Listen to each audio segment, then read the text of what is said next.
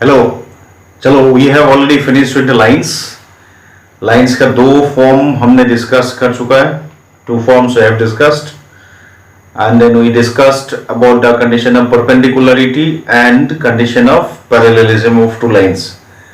आज हम डिस्कस करेंगे एंगल बिटवीन टू लाइंस, ठीक है, and then shortest distance between two lines. इनका पूरा फॉर्मूला तो मैं रिडक्शंस नहीं दिखाऊंगा, but I will be showing you how to remember this. और अगर डिडक्शंस चाहिए तो you'll be commenting on the mail, then I can do that. Otherwise, क्योंकि ये एग्जाम में नहीं चाहिए, so I am not going to show you the deductions, ठीक है। But before I go for studying with the angle between two lines, पहले लिख लेते हैं हमारा टॉपिक क्या है। पहले सबसे पहला टॉपिक है आज angle between two lines, right. दो लाइंस जो स्पेस में है, दो लाइन का एंगल। तो लाइन हम कंसिडर कर लेते हैं। एक है R equal to A1 plus lambda B1, ये number one line. Line number two A2 plus mu B2, ये दोनों लाइंस हमने कंसिडर कर लिया और इनका एंगल चाहिए, एंगल बिटवीन देम, ठीक है। Before I go for the theoretical approach, let us just see a small visualize which will help us to understand why we will work it like this, ठीक है। कैसे हम वो इसको करेंगे वो देखने के लिए हम लोग एक विजुअलाइज देख लेते हैं, ठीक है।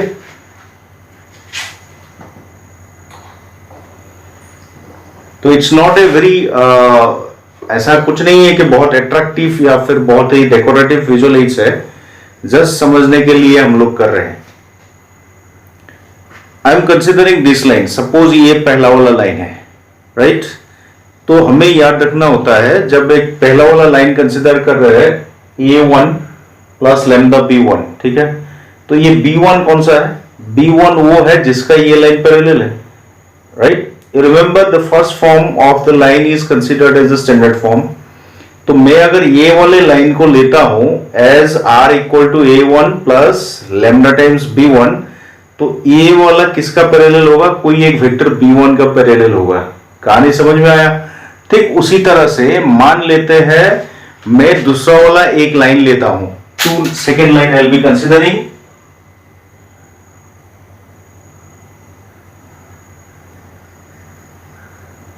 This is the second line I am considering, ठीक है। We are considering the second line. समझ में आ गया? तो इसमें भी क्या होगा, ये है दूसरा वाला लाइन जो कि पैरेलल है B2 वेक्टर्स का। दो लाइन को लेते हैं। For my convenience I have constructed the supports, ठीक है। अब अगर मैं दोनों लाइन का एंगल निकालना चाहता हूं सपोज, तो फिर is it all the same to find the angle between B1 and B2? हम इसको देख लेते हैं पहले, ठीक है। लंबा वाला लाइन जो है नीचे देख लो, I am not able to show you with the finger because मैं इसको पकड़ के रखा हूं। सो नीचे जो दो लाइन है, नीचे लंबा वाला देखना, क्या लंबा वाला दोनों का एंगल ऊपर वाला छोटा दोनों का एंगल का बराबर होगा? Yes, exactly. कारण क्या है? तुम ये वाले देखो, this line and this line are parallel. ये वाला देखो, this line and this line are parallel. So जब लंबा दोनों लाइंस कुछ एक एंगल करेंगे, that is very much same as the angle between the smaller two lines, that is angle between B1 and B2। इसका मतलब वही हुआ कि लंबा वाला दोनों लाइन का angle is very much same as the angle between the vectors to which these lines are parallel, that is B1 and B2। so किसी ने अगर तुमको पूछ लिया कि भाई दोनों लाइन का एंगल निकालना है, it's all the same to find the angle between vectors B1 and B2। क्या ये समझ में आया?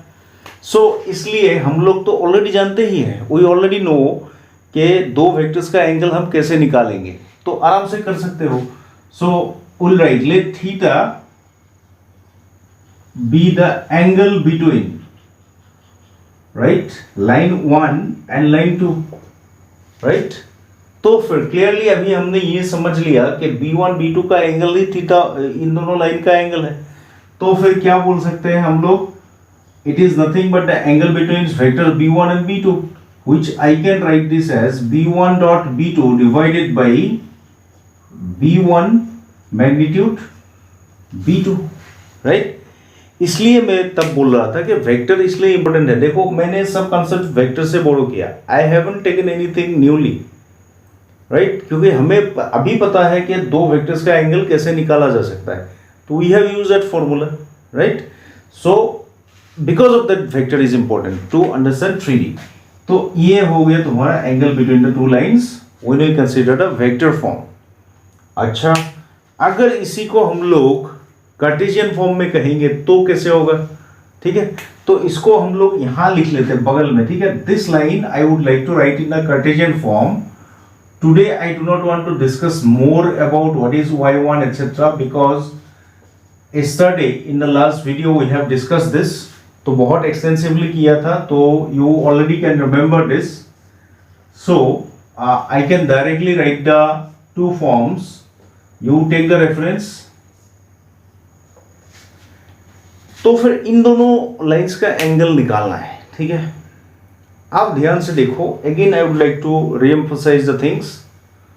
ये B1 का कंपोनेंट्स नीचे वाले हैं, इस B2 का कंपोनेंट नीचे वाले हैं। कहानी बहुत ही क्लियर है। एंगल निकालने के लिए तुम्हारा काम सिर्फ इनसे बनता है, what are those, direction ratios, ठीक है। तो जब हमें इन दोनों का कंपोनेंट्स मिलता है तो how do we find the dot product, component wise multiply करके मिलता है, राइट। ये सारे हो गया B1 का कंपोनेंट वेक्टर B1, ये सारे हो गए वेक्टर B2 का कंपोनेंट। जब b1 डॉट b2 निकालेंगे, so your multiplication will be done what, component wise, right. और नीचे जब मैं b1 का मैग्नीट्यूड के बारे में बोलूंगा, so it will be a1 square plus b1 square plus c1 square, and this is a2 square plus b2 square plus c2 square, ठीक है। सो ये बन गया तुम्हारा formula, this is the angle between to given lines. समझ में आ गया। अच्छा, अब फिर एक कहानी आता है, दो लाइंस का कितना एंगल बन सकता है, राइट। एक देख लेते हैं, उसके बाद हम लोग इसको डिसाइड कर लेंगे, ठीक है, क्योंकि ये हमें चाहिए, राइट। देखो, will not consider the right angle intersections. मान लो ये दोनों लाइन इंटरसेक्ट किया है, तो हमारे पास टोटल 4 एंगल हो गया, मगर 1 2 3 4, ये दोनों बराबर है वर्टिकली ऑपोजिट एंगल्स, ये दोनों बराबर है vertically opposite angles. But what about this angle and this angle, ये वाले एंगल का और ये वाले एंगल का क्या कहानी है, सप्लीमेंट्री है। मतलब अगर ये 120 है तो ये 60 होगा, राइट। इसका मतलब अगर they will not intersect perpendicularly, one will be acute, other will be definitely obtuse. Is it clear. तो हमें कोई भी एंगल निकालने से हो जाएगा, कोई प्रॉब्लम नहीं, क्योंकि एक मिलने से दूसरा तो मिल ही जाएगा। बट अगर हम लोग ये बोले कि मैं पहले एक्यूट निकालता हूं, राइट, उसके बाद अगर ऑब्ट्यूज चाहिए तो ऑब्ट्यूज निकाल लूंगा, तो ये एक्यूट निकालना है तो मुझे क्या करना पड़ेगा, मुझे करना पड़ेगा सिंपली इस वाले में मॉडुलस डाल देंगे। क्यों, ये भी समझ लो। मॉडुलस डालने से क्या होगा, कॉस थीटा का वैल्यू पॉजिटिव आएगा, राइट। ध्यान दो, कॉस थीटा फर्स्ट क्वाड्रेंट में पॉजिटिव, सेकेंड वाले में निगेटिव। सो अगर ये निगेटिव आ जाता है, मतलब एंगल जो है वो ऑब्ट्यूज एंगल होगा। अगर ये पॉजिटिव आता है तो एंगल जो है डेट इज एक्यूट एंगल। अब चॉइस तुम्हारा है, because if you know any one of the angle the other can be easily found, right. So हम लोग इसको एक्यूट निकालने के लिए नॉर्मली, सो दैट हमारा कंफ्यूजन ना आए, हम लोग मॉडुलस देके रखते हैं, one of the fact, right. तो ऐसे भी हम लोग प्रोसीड कर सकते हैं, बढ़िया है।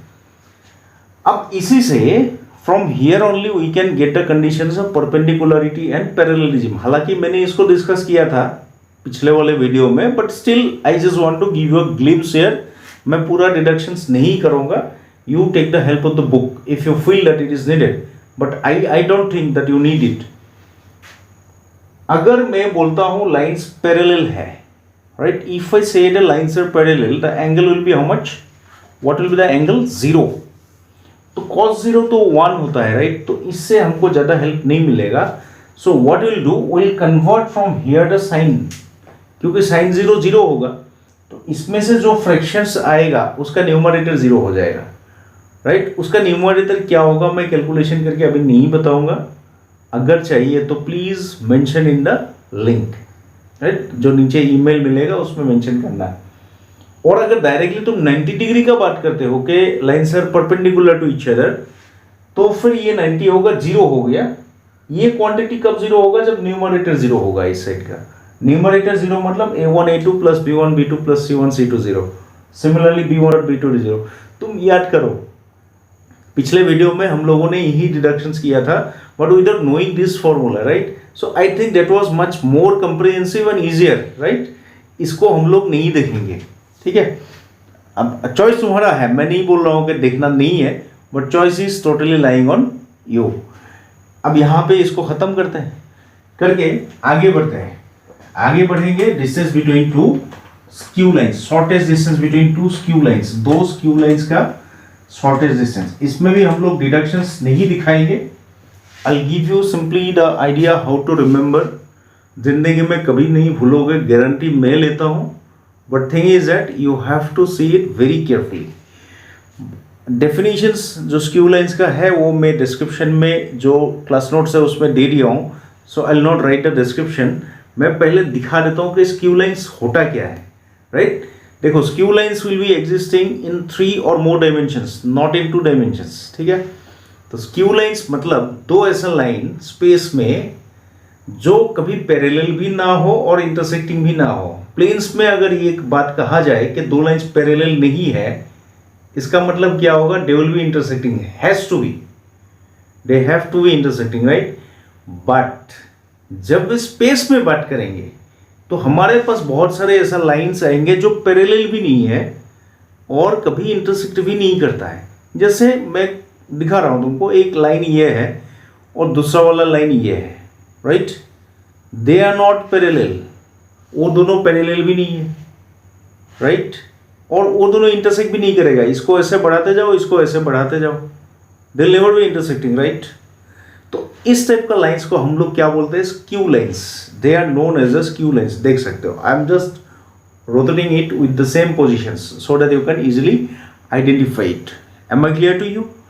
सो इन दोनों लाइंस का डिस्टेंस जो होगा that is known as the shortest distance of this lines. तो कौन सा होगा, can you tell me? Shortest distance मतलब इस वाले पॉइंट से यहां का डिस्टेंस नहीं होगा, इट्स द परपेंडिकुलर डिस्टेंस, जो कॉमन परपेंडिकुलर डिस्टेंस होगा दोनों का, ये वाले, राइट। ये वाले जो डिस्टेंस है, you can see that this are perpendicular to both. तो ये वाले डिस्टेंस को अगर मैं इसको टेढ़ा करके ऐसे पकड़ लेता हूं, ऐसे करके, एक तो परपेंडिकुलर हो रहा है लेकिन दूसरा वाला परपेंडिकुलर नहीं है, तुम देख सकते हो, तो this will not be the shortest distance in that case. Am I clear to you? Shortest distance होने के लिए क्या होना पड़ेगा, both the lines should be perpendicular to this particular common distance. So shortest distance means the perpendicular distance between both the lines. ठीक है, एक line ऐसा सेगमेंट है जो दोनों लाइन के बीच में डिस्टेंस मेजर करेगा और दोनों परपेंडिकुलर होगा, उस लाइन का लेंथ को बोलते हैं शॉर्टेस्ट डिस्टेंस, ठीक है। तो हम लोग उसका फॉर्मूला डायरेक्ट लिखते हैं। आप देखो, ये फिगर को हम लोग 3D में तो देख लिया, but whenever we are trying to draw this in 2D, हमको ऐसे ही बनाना पड़ेगा। देखने में तो लग रहा है पैरेलल नहीं है प्लस इंटरसेक्टिंग है, ये इसलिए हो रहा है because this is in 2 dimension, right. Actually क्या है, एक लाइन ऐसा टाइप का है, एक लाइन ऐसे है, ऐसे पकड़ लो तुम। So suppose this line is a1 plus lambda b1 और दूसरा वाला है a2 plus mu b2, right. दोनों लाइन का शॉर्टेस्ट डिस्टेंस कौन सा है? कोई एक ऐसा लाइन यहां पे ही होगा बोल के बात नहीं है, मैंने बोल दिया दोनों ही। ये देखो, दोनों मैंने परपेंडिकुलरली मार्क किया है। I can not show you here both the angle to be exact 90 degree measurements, right. Protractor use करके मैं नहीं दिखा सकता because on the first day only, first video I told you कि 2D में 3D का फिगर बनाओगे तो ऐसा डिफॉर्मिटी तुमको दिखेगा जरूर, तो तुम्हारा दिमाग का आंख से दिखना पड़ेगा। सो दिस इज 90, दिस इज 90, तो मुझे चाहिए ये वाले डिस्टेंस, राइट। तो ये वाले डिस्टेंस कैसे निकालेंगे?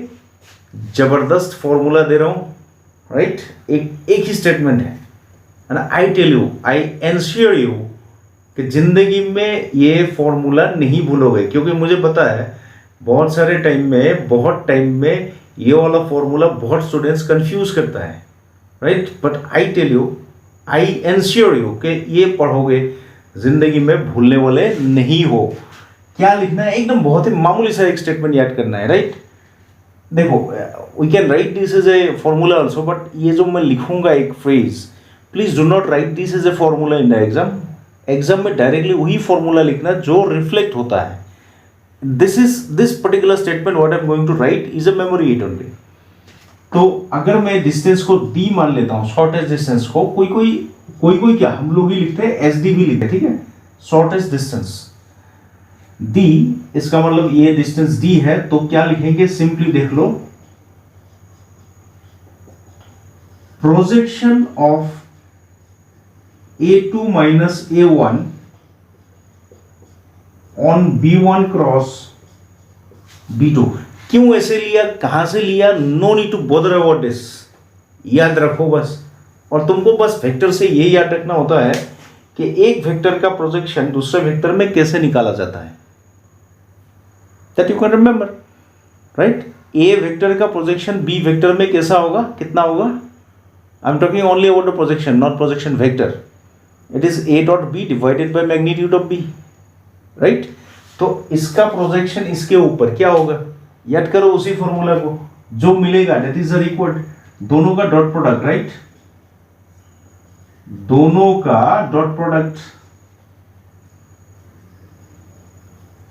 Divided by magnitude of the particular vector where you need the projection. मिल गया ना, कहानी खत्म, यही तो फॉर्मूला है। अच्छा, एक बात मगर मैं बोलना चाहता हूं, बुक में इसको आगे लिखा हुआ है, A2 माइनस A1 बाद में लिखा है, इससे कोई फर्क नहीं पड़ेगा, क्यों, because this is dot product, ये डॉट प्रोडक्ट है। डॉट प्रोडक्ट होने से क्या मतलब है, राइट। और ऊपर से हम लोग एक मॉडुलस यहां पे डाल देंगे। मॉडुलस क्यों डालेंगे, बाई चांस अगर ये डॉट प्रोडक्ट निगेटिव आ जाता है, और क्योंकि ये डिस्टेंस रिप्रेजेंट करेगा, so will not make it negative, we'll consider this as positive because we are talking about the distance between two skew lines. Did I get you clear or have you got me clear? देख लो, क्या मैंने इसको clear कर पाया, just think it, ठीक है। ये रहा तुम्हारा फॉर्मूला, जो बहुत ही कॉम्प्लिकेटेड फॉर्मूला बोला जाता है, but I think I did not make it more complicated for you. ये हो गया वेक्टर फॉर्म, इसको अभी बना लेंगे हम लोग कार्टेशियन फॉर्म में। ध्यान दो, वो भी आसान रहेगा, भूलोगे नहीं, कभी नहीं भूलोगे, ये मेरे वादा है तुमसे, right. Now next see what exactly will be doing for remembering the Cartesian form. तो लेकिन याद रखो, कार्टेशियन फॉर्म में तुमको कन्वर्ट करना आना चाहिए। तो पहला वाला लाइन को मैं अगर कार्टेशियन फॉर्म में ऐसे ले लेता हूं, if I consider the first line as this and the second line as this,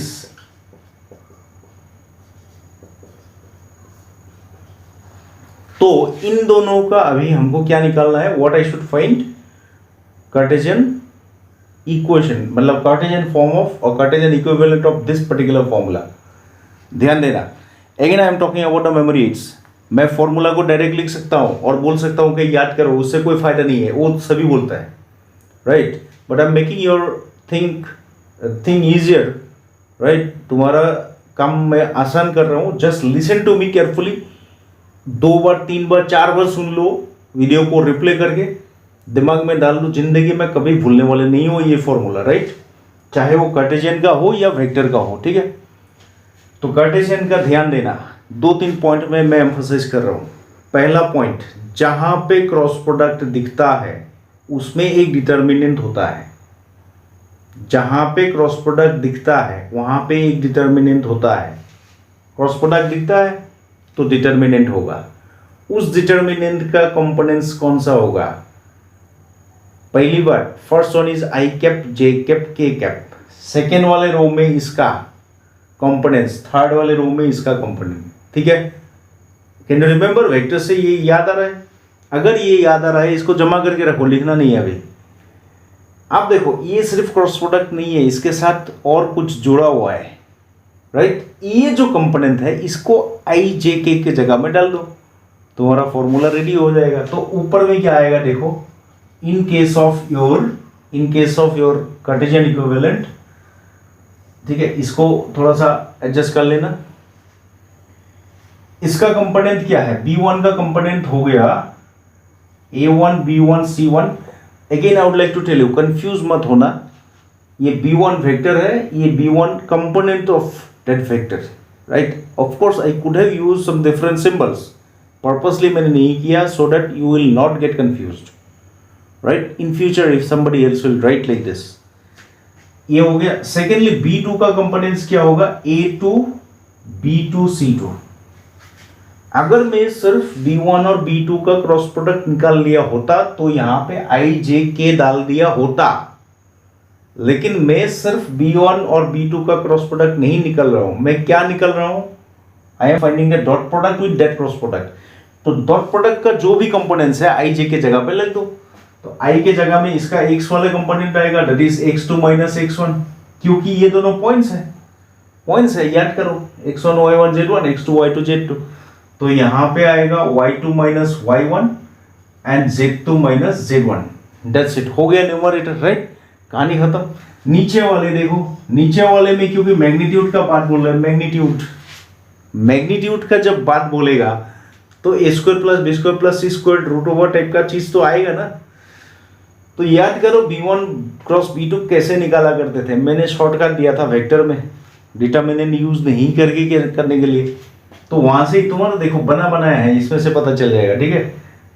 I cap के लिए क्या करोगे, इसको खा जाओगे, इसको बनाओगे B1 C2 B2 C1 whole square आएगा, then C1 A2 C2 A1 whole square, फिर आएगा A1 B2 A2 B1 whole square, हो गया। इसको मैं धीरे से फन करने के लिए बोल रहा हूं 12-21 रूल, 12-21 रूल, 12-21 रूल, याद रखो भाई, हो गया काम।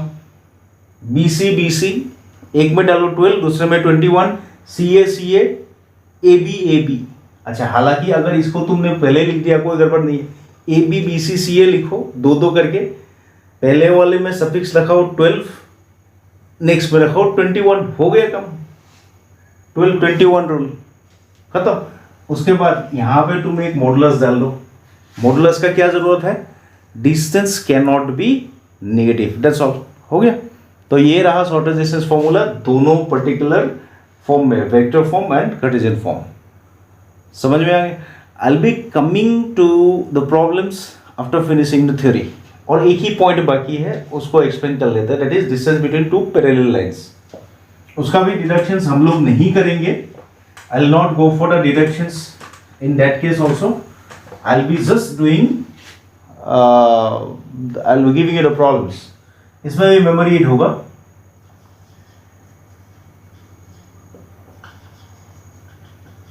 Distance between to parallel lines. बहुत लोग तुमको बोलेंगे कि इसको याद करो, रट्टा लगाओ, गलत, रट्टा लगाना सही है, लेकिन भाई एनर्जी वेस्ट करके रट्टा लगाने का क्या जरूरत है, जब तुम्हारे पास वे होता है to remember this, use that wise way ना, राइट।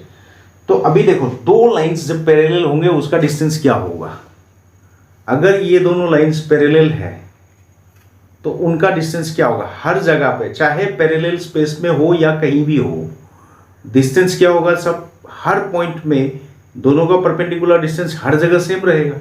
सो इसमें क्या होगा, देखो इसमें मार खाते आदमी लोग, आई एम टेलिंग यू, कहाँ मार खाते, कल भी मैंने इसको डिस्कस किया था, आई हैव डिस्कस दिस। जब पैरेलल लाइंस को तुमको आइडेंटिफाई करना होता है, देन इसमें पॉइंट्स तो तुमको अलग अलग दिखेगा, लेकिन this vectors will be same, right. That's make a difference कि ये लाइन पैरेलल है और वो वाला स्क्यू लाइंस था। तो जब भी तुमको शॉर्टेज डिस्टेंस निकाले देता है, ये भी शॉर्टेज डिस्टेंस है, ऐसा नहीं कि ये शॉर्टेज डिस्टेंस नहीं है। सो हमेशा ये दिमाग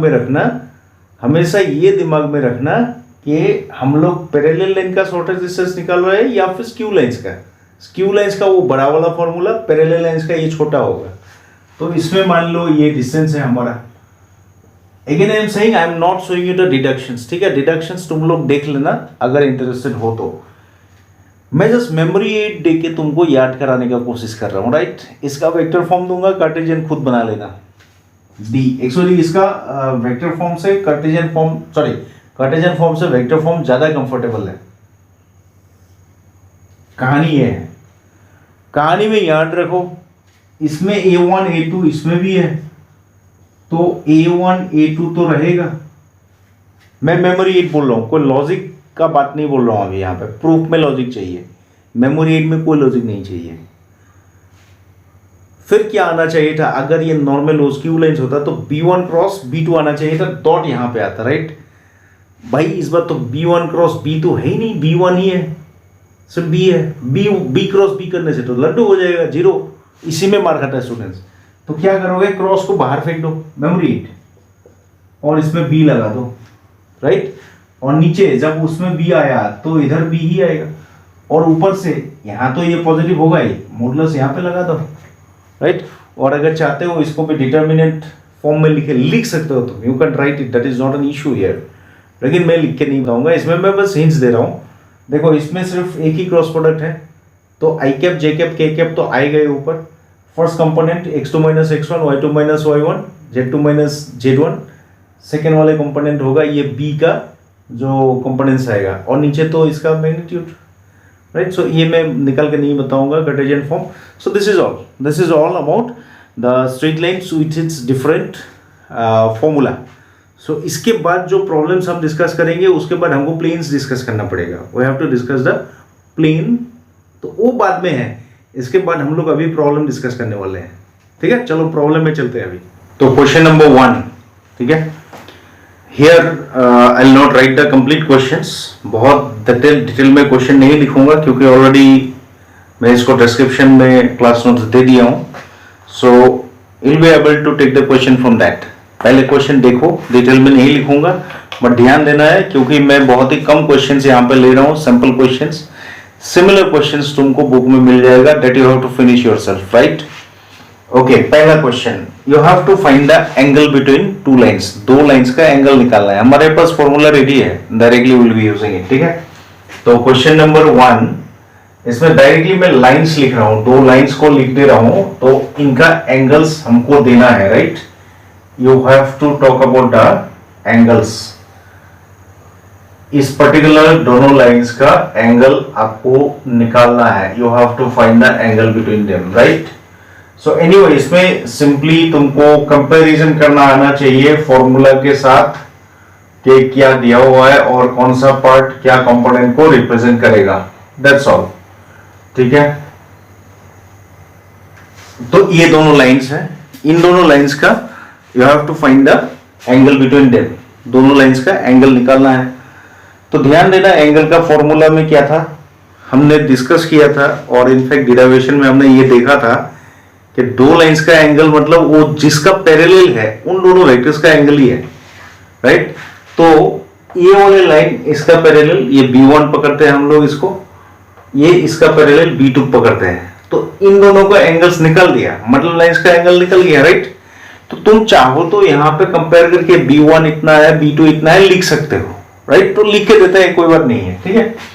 तो हियर हम लोग ऐसे लिखते हैं, हियर B1, ठीक है। B1 कहां से मिला ये मगर तुमको रेफरेंस देना पड़ेगा भैया, नहीं तो गड़बड़ हो जाएगा, क्योंकि यहां पे B1 B2 बोल के कोई भी मेंशन नहीं है। सो जब तुमने ऐसे लिख दिया, यहां पे लिखना कंपेयरिंग, ठीक है, कंपेयरिंग विथ जो हमें स्टैंडर्ड फॉर्म मिला है, हमें मिला है। अब किसी दूसरा देश में इसको B1 नहीं बोल के कोई दूसरा नाम भी दे सकता है, दैट आई डोंट नो, लेकिन हमें प्रेजेंटली ये मिला है तो B1 हमको स्टैंडर्ड फॉर्म में बोल दिया हमने। तो डायरेक्टली लिखो लेट। इसमें और एक बात बोल रहे हैं कि हम लोग एक्यूट निकाल लेते हैं, बोला नहीं हालांकि, राइट। अगर नहीं बोलता है तो तुम एक्यूट भी निकाल सकते हो, ऑब्ट्यूज भी, तुम्हारा चॉइस है, क्या बोलते हो। नहीं, एक काम करते हैं, जो निकलेगा निकलेगा लिख लेते हैं बस। Let theta B the angle between the lines. Therefore, what was the formula for us? It was B1 dot B2 divided by magnitude of B1 into magnitude of B2, right? ये फॉर्मूला था. आप देखो directly तुम workout करो इसको. B1 B2 ये हो गया, डायरेक्टली लिखो -3, ये हो गया -1 एंड ये हो गया 4. मैग्नीट्यूड निकालो, मैग्नीट्यूड कितना होगा? 9 प्लस 1 प्लस 1, इसमें हो गया 1 प्लस 1 प्लस 16. अच्छा, ऊपर तो 0 हो गया, तो इसका मतलब पूरा 0 हो गया. cos थीटा 0 का मतलब क्या हुआ? थीटा कितना होगा? π/2. सो इसका मतलब the lines are perpendicular to each other. Lines are perpendicular to each other. तो हमें एंगल मिल गया. ठीक है. अच्छा, ये तो हम लोगों ने कर लिया. We have done this in vector form. तो अभी देखते हैं एक प्रॉब्लम कार्टेशियन फॉर्म में भी. चलो इस बार पूरे बोर्ड को यूज करते हैं. आधा आधा किया था पहले. क्वेश्चन नंबर 2, क्वेश्चन नंबर 2 इस बार पूरे बोर्ड को यूज करेंगे हम लोग. तो ये दिया हूं कार्टेशियन फॉर्म में. इन दोनों लाइंस का तुमको एंगल चाहिए.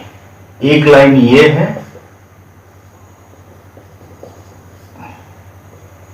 और दूसरा वाला जो लाइन है ये है. ये 1 है. ठीक है. This twice y plus 1 by 2 7 minus z by 1. ठीक है. दोनों लाइन है. अच्छा, इसमें एक कहानी है, मगर तुम लोग डायरेक्टली देखो. फॉर्मूला में हम लोगों ने जब यहाँ पे B1 डॉट B2 निकाला था, कंपोनेंट्स को मल्टीप्लाई करते थे. B1 और B2 यहां से आते थे. मैंने जब डिडक्शन दिखाया था ये क्लियर करके दिया था. लेकिन इसमें फिर एक कहानी है.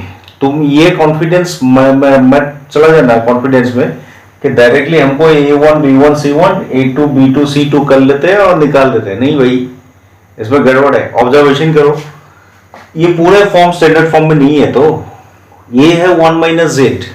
हमें चाहिए था Z minus something. Z minus Z1 था, राइट. ये देखो ट्वाइस y प्लस 1, हमें चाहिए y माइनस समथिंग. तो पहले उस फॉर्म में डालो, उसके बाद फॉर्मूला अप्लाई करो. इसमें बहुत सारे स्टूडेंट्स को गलती होता है. Be very alert for that part. ठीक है. तो तुम इसको मार्क करो 1, इसको मार्क करो 2. तो 1 में देखो पहला वाला लाइन, पहला वाला रेशियो कोई प्रॉब्लम नहीं. सेकेंड रेशियो चाहो तो तुम ऐसे लिख लो, ऐसा नेसेसरी नहीं है.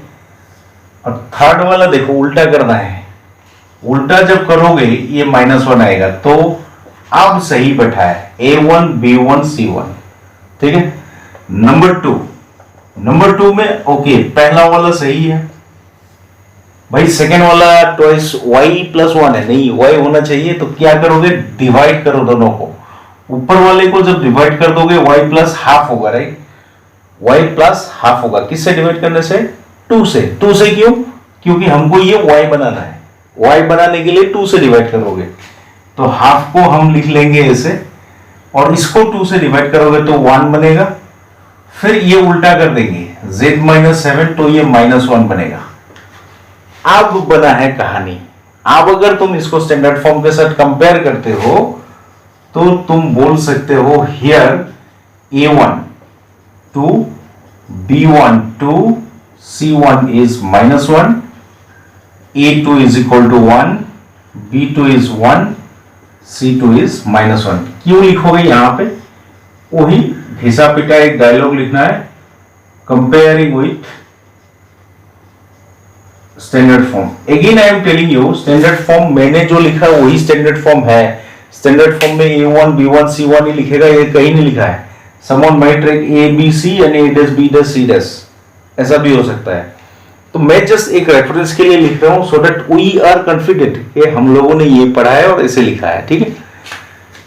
ओके, देयरफॉर क्या होगा? थीटा इज द एंगल लिख लेना.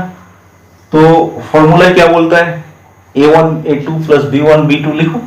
A1 A2 डायरेक्टली लिखो. Values are very very clear here, तो तुम डायरेक्ट लिख सकते हो. ये हो गया.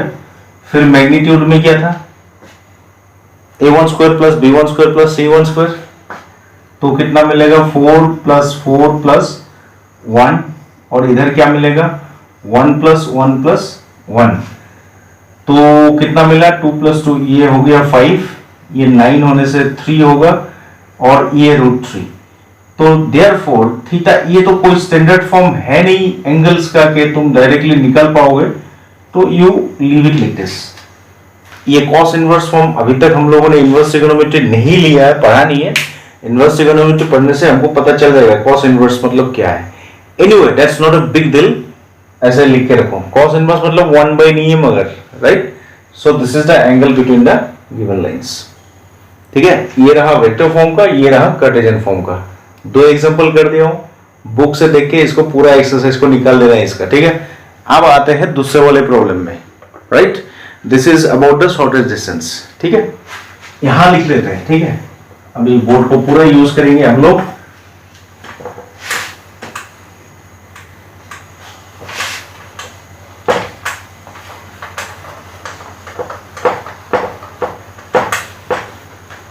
We are going to find the shortest distance between two lines. 2 lines का shortest distance हम निकालेंगे, राइट। तो लाइंस वेक्टर फॉर्म में दिया हुआ है, तो वेक्टर फॉर्म कर देंगे तो तुम लोग आराम से कार्टेशियन फॉर्म तो कर ही सकते हो, राइट।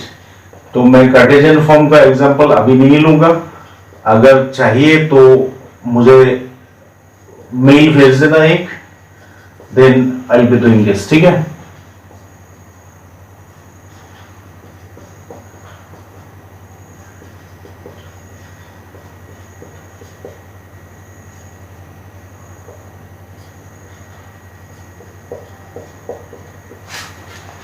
अरे भाई, अगर इसका शॉर्टेज डिस्टेंस निकालना है, A1 कहाँ है, A2 कहाँ है, it is not in the form, A plus lambda B type का फॉर्म में नहीं है। अरे पर्पसली इसलिए लिया ना, so that now you can put them in that form and then you can proceed for solution, right. तो पहला वाला जो क्वेश्चन है उसको हमको बनाना है उस फॉर्म में। कैसे करोगे देखो, एक झटके में कर दो। ये A1 का जगह लेमडा दिखता है कांस्टेंट, ये B1 का जगह, ठीक है। लेमडा दिखता है ना कांस्टेंट, ठीक है। बस कंपोनेंट्स डालो, यहां पे बिना लेमडा का कंपोनेंट्स, यहां पे लेमडा वाला कंपोनेंट्स, दैट्स ऑल। तो बिना लेमडा का क्या होगा 2 इंटू आई कैप हो गया। इसमें बिना लेमडा का हो जाएगा 4 इंटू जे कैप। इसमें ये लेमडा है तो इसमें जेड है, राइट। जेड मैंने क्यों डाला, कोई वैल्यू है शायद इसमें, सॉरी 2 है वो, जेड नहीं है 2, सो इट इज 2 कैप, ठीक है। फिर अब लेमडा वाला कंपोनेंट डालो, ये लेमडा वाला 3 आई कैप, यहां से लेमडा वाला -2 जे कैप, यहां से लेमडा वाला -k कैप, हो गया ये 1 डैश। नाउ 2 डैश 2 से निकालो, ये वाला प्लस म्यू है, इस बार म्यू वाला कंपोनेंट निकालो, पहले बिना म्यू का, राइट। तो -2 आई कैप, फिर ये +3 जे कैप, ये -4 के कैप, बहुत बढ़िया। म्यू वाला हो जाएगा आई कैप, यहां पे -4 जे कैप -k कैप, हो गया। तो तुम्हें जब ये सब मिल ही गया, इसके बाद क्या लिखना है, हियर कंपेयर करो। A1 कितना है, ये वाला, राइट। A2 कितना है, A2 ये वाला। देखो ये जिस पर्टिकुलर फॉर्म में मैं लिख रहा हूं, जिस पर्टिकुलर स्ट्रक्चर में, इसी में लिखो एक बेनिफिट है। मैं बोलता हूं बेनिफिट क्या है, पहले लिख लेने दो। ऐसे लिखने से तुम्हारा कभी भी कैलकुलेशन गलत नहीं होगा, राइट। मतलब गलत होने का चांस कम होगा। ऐसे नहीं बोलेंगे, अगर 2 इंटू 4 तुम अगर 19 बोलते हो तो वो तो ऊपर नहीं है, बट अदरवाइज पोजीशंस के कारण गलत नहीं होगा। तो तुमने इसको कंपेयर कर दिया, but you right here by the side as I told you earlier also, क्या लिखोगे कि comparing with the standard form. ध्यान देना, अभी एक बहुत ही जरूरी बात बोल रहा हूं। शॉर्टेज डिस्टेंस फॉर्मूला में बहुत सारे कंपोनेंट होते हैं, A2 - A1 होते हैं, B1 क्रॉस B2 होते हैं, magnitude of B1 cross B2 होता है, राइट। हम लोग क्या कर सकते हैं, individually A2 minus A1 B1 cross B2 magnitude of B1 cross B2 निकाल के फिर फॉर्मूला में बैठा सकते हैं। ये एक तरीका है। वो करने से एक क्या एडवांटेज है, अगर बाई चांस लास्ट वाले स्टेप में गलत होता है तो ऊपर वाले के लिए तुमको मार्क्स मिलेगा। समझ में आ गई? और अगर बाई चांस तुम डायरेक्ट फॉर्मूला में बैठा देते हो और उसी में गलत कर देते हो तो मार्क्स पूरा ही जाने का चांस है। पूरा इन द सेंस जहां तक करेक्ट है वो तो मिलेगा, वो फॉर्मूला के लिए सब में कर सकता है। तो चॉइस इज योर्स। अगर कॉन्फिडेंट फील करते हो, राइट, अगर कॉन्फिडेंट फील करते हो डायरेक्टली फॉर्मूला करो, टाइम बचा सकते हो, स्टेप्स बचा सकते हो, but it is not difficult, right. So मैं डायरेक्ट कर रहा हूं, right. Therefore the shortest distance is d equal to क्या है, पहले फॉर्मूला को लिख लो। इसमें भी एक एडवांटेज है, अगर बाई चांस फॉर्मूला लिखने के बाद तुम कुछ गलत कर देते हो तो इसके लिए भी थोड़ा सा मार्क्स मिलने का चांस है, राइट। ये टोपी है actually, I am giving you the trick where you can score little more even if you commit mistakes, right. तो ये है मेरा कहानी। अब इस कहानी को मैं आगे बढ़ाऊंगा वैल्यूज को डाल के, ठीक है, वैल्यूज को डाल के। देखो जितना हो सके उतना शॉर्ट में करने का कोशिश करो एंड एक्यूरेटली करने का कोशिश करो। तुमको सारे कैलकुलेशंस दिखाने का जरूरत नहीं है क्योंकि अभी क्लास 12 का बच्चा, हम जानते हैं that many things can be done orally, right. So A2 minus A1 और B1 cross B2, right. A2 minus A1 dot B1 cross B2 हम एक साथ निकाल लेते हैं। A2 माइनस A1 यहां पे और B1 क्रॉस B2, ठीक है। इसलिए बोला हूं, यहां देखो क्रॉस प्रोडक्ट निकालने के लिए तुम्हारे पास आराम से बनेगा। अभी पोजीशन से सेव करके रखे। अगर मान लो B1 इधर और B2 इधर डाले होते तो क्या हाल होता, पुंगी बच गया होता। अभी देखो A2 माइनस A1 कितना होता है, यहां पे -2, ये -4i, फिर this minus this minus this, ये हो गया, राइट। फिर अभी क्रॉस प्रोडक्ट निकालने के टाइम में हम लोग आई कैप का कंपोनेंट निकालेंगे। कैसे? आई कैप को पहले ही मैं थोड़ा उल्टा पुल्टा वर्ड यूज करता हूं to remember, right. I cap को खा जाते हैं, जो बाकी है क्रॉस प्रोडक्ट निकाल लेते हैं। नहीं, आई कैप को खा गया तो ये दोनों ऐसे -2 इंटू -1 2 हुआ। 2 माइनस, मैं डायरेक्ट कर रहा हूं, यू कैन रिमेंबर जैसे 2 माइनस 4, 2 माइनस 4, 2 माइनस 4 मतलब -2 आई कैप होगा। अच्छा, जे कैप के लिए क्या करोगे, ये खा जाओगे, लेकिन ये खाने से नहीं होगा, पीछे जगह नहीं है, तो ये दोनों को लेके और 3i 3 1, राइट। नंबर से मतलब है अभी -1 इंटू 1, -1 इंटू 1 मतलब -1, फिर -1 इंटू 3 मतलब -3, -1 -3 बीच में प्लस या माइनस सॉरी, -1 माइनस -3, -1 माइनस -3 मतलब कितना होगा, 2 होगा, राइट। तो +2 जे कैप। फिर लास्ट के लिए बहुत ही कहानी क्लियर है, -12 प्लस 2, -12 प्लस 2 -10, राइट, ठीक है। एक बार चेक करना क्योंकि मैं थोड़ा सा रेंडमली कर रहा हूं, I might commit a mistake, right. I do not want to say that मैंने बहुत ही करेक्ट किया। एक बार कैलकुलेशन को फिर देख लेना, right. I am just giving you the shortest possible ways by which you can do. अब नीचे इसका मैग्नीट्यूड चाहिए तो एक ही स्टेप में इसको डालो ना, तुमको मिल गया। कितना होगा मैग्नीट्यूड, 4 होगा, 4 होगा और ये 100 होगा, राइट। इसका नेक्स्ट स्टेप में तुमको आंसर मिल जाएगा। Should I carry on? Okay, मैं फिनिश कर देता हूं इसको। तो -4 इंटू -2 8, -1 इंटू 2 -2, -6 इंटू -10 +60, ठीक है। और नीचे क्या आएगा इसमें, 108। तो तुम्हारा डिस्टेंस हो गया, शॉर्टेस्ट डिस्टेंस 66 बाई 108, राइट। इसको तुम चाहो नहीं, you should, right, you should convert this into this denominator into rational quantity, do not keep it in the 108 root, right. तो इसमें जो जो कटेगा काट लो, 6 से कटेगा नहीं है, 6 से कटने से ये 11, 6 से कटने से ये 1 टाइम 48 में 8 6 is 48, तो दिस इज द आंसर,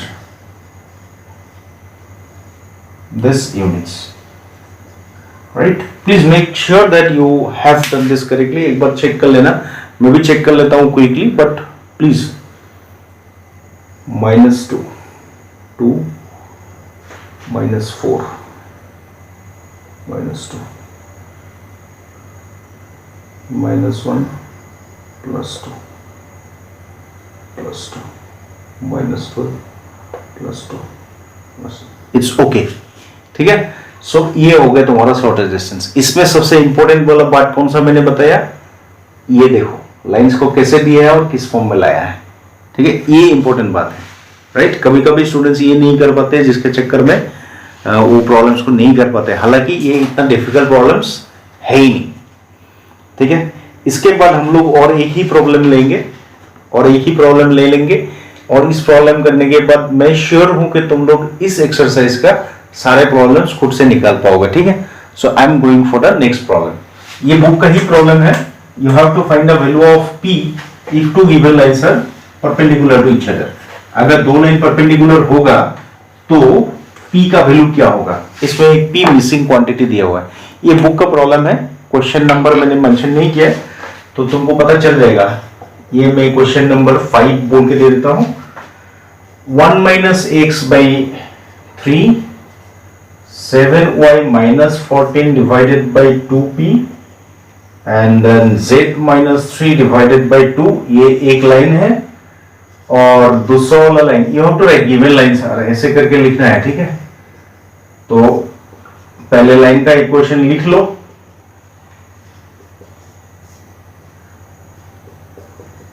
बस। अब तुमको p का वैल्यू बोलना है जब ये परपेंडिकुलर होगा। Again I like to re-emphasise और लाइक टू रिमाइंड यू, क्या ये स्टैंडर्ड फॉर्म में है। ये देखो झट से हाइपर एक्टिव होके ये मत बोलना भाई a1 b1 c1 a2 b2 c2 perpendicular होने के लिए a1 a2 + b1 b2 + c1 c2 0 होना चाहिए, वहां से k निकाल दो, बड़ा सा लड्डू मिलेगा भैया। सो ध्यान देना, you have to be very precise, right. सो यहां देखो ये नहीं है, ये भी नहीं है, ये है, तो ये क्यों नहीं है, क्योंकि x आगे नहीं है। ये क्यों नहीं है, क्योंकि 7y है। ये भी नहीं है, x पीछे है, ऊपर से x के साथ कुछ दूसरा नंबर है। तो इसको ठीक करो पहले। तो 1 को ठीक कैसे करेंगे, उल्टा कर देंगे, x - 1 एक ही स्टेप में करो, इसमें कोई मेहनत नहीं है। 7 से डिवाइड कर दोगे तो 2p/7, वो वाला ठीक है। आप हो गया 1 डेस। इक्वेशन नंबर 2, भाई इसमें दो काम है, उल्टा तो करना ही है, मतलब माइनस तो आएगा ही उल्टा करने से, फिर 7 से डिवाइड भी करना है। तो फिर जब 7 से डिवाइड करोगे 1 - x होगा, उल्टा करने से x - 1, तो माइनस आएगा। क्या ये समझ में आया? अगर दिक्कत होता है तो you do it in 2 steps.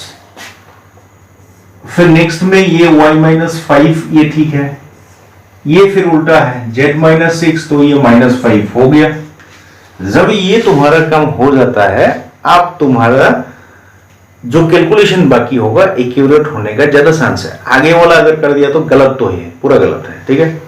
तो अभी लिखोगे सिंस 1 डैश एंड 2 डैश, या फिर 1 और 2 भी लिखो, क्या प्रॉब्लम है, राइट, आर परपेंडिकुलर।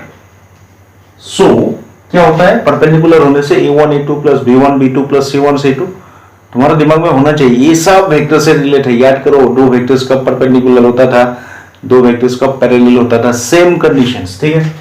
तो ये नीचे वाला कंपोनेंट्स है, तो क्या होगा a1 a2, ये है a1 ये है a2 plus b1 b2, b1 बोले तो 2p/7, b2 मतलब 1, c1 c2, ये सारे मिलके 0 होता है। अब तुम्हारा काम है यहां से p निकालने का, ठीक है, एक झटके में निकालो ना। You all clever now, you do the calculation in a single step, right. देखो आराम से देखो, मैं समझा रहा हूं, समझाने के लिए ज्यादा टाइम ले रहा हूं, समझ में आ गया ना, एक स्टेप में आंसर आएगा, ठीक है, ध्यान देना। सबसे पहली बात, अगर एलसीएम लेने का सोचते हो तो 7 आएगा। एलसीएम मत लो, उससे मल्टीप्लाई कर दो सबको, कैलकुलेशन आराम से निकलेगा। ध्यान से देखो कैसे करेंगे, एक झटके में p का वैल्यू मिलेगा, राइट। तुम चाहो तो फ्रैक्शन का यहाँ पे बार लगा के रखो, फ्रैक्शन आए ना आए मतलब नहीं है, नहीं आए तो नीचे 1 डाल देने, क्या प्रॉब्लम है, अभी नहीं लगाएंगे, सोचो। ठीक है, पहले पी का जुगाड़ बनाते हैं। इसमें आएगा 9p, 9p आएगा, इसमें आएगा 2p, 7 को मान लेते हैं, एलसीएम लेके मल्टीप्लाई कर दिया, इसको मल्टीप्लाई करने से 7 उड़ गया यहां से। मैं क्या बोल रहा हूं, ध्यान से सुनो, जो भी नीचे है डिनोमिनेटर में सबका एलसीएम ले लो और हर एक टर्म को उससे मल्टीप्लाई कर दो, तब क्या होगा, नीचे वाले का काम खत्म, ये 7 चला गया, ये 7 चला गया, राइट, सही में 7 है तो दोनों में ही उसके बाद यहां पे 7 मल्टीप्लाई हो जाएगा, राइट।